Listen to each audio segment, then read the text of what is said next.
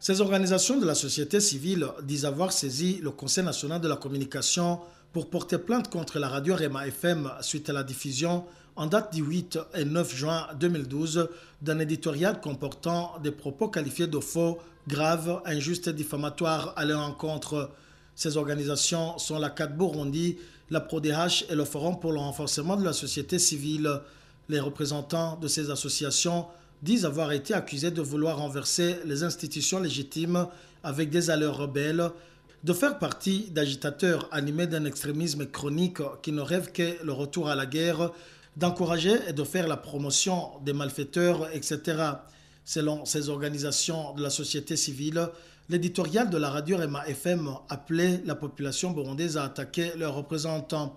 Malgré le constat que la radio Rema FM a continué à diffuser son éditorial en dépit d'une interdiction formulée par le Conseil national de la communication et que ce comportement serait dû au traitement de faveur que cette radio aurait de la part du CNC, ces mêmes organisations gardent confiance et demandent que justice leur soit faite.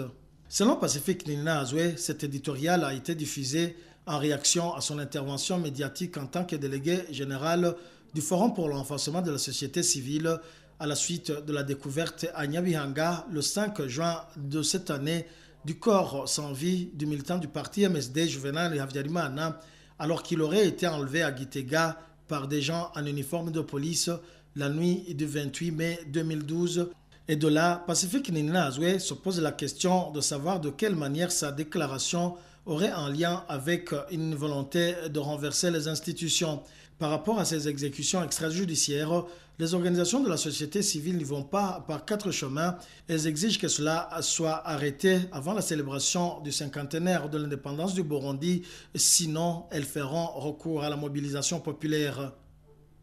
Nous avons toujours les mêmes moyens. Nous disons, nous allons continuer à dénoncer ce genre de dérapage. Et comme nous le disons, nous allons aussi organiser une mobilisation populaire contre les exécutions extrajudiciaires et contre ce genre de détention. Après tout, c'est un pays qui nous appartient. Il appartient à tous les Burundais qui, à n'importe quel moment, peuvent devenir des victimes de ce genre de dérapage. Si des mesures ne sont pas prises pour y mettre fin, nous allons demander à tout Burundais qui estime qu'il pourrait un jour être victime de ce genre d'agissement, d'agir, de se mobiliser contre ce genre de phénomène. Et ces organisations de la société civile se disent déterminées à poursuivre leur engagement pour la cause des droits de l'homme et qu'aucune menace, d'où qu'elle vienne, ne viendra à bout de leur détermination.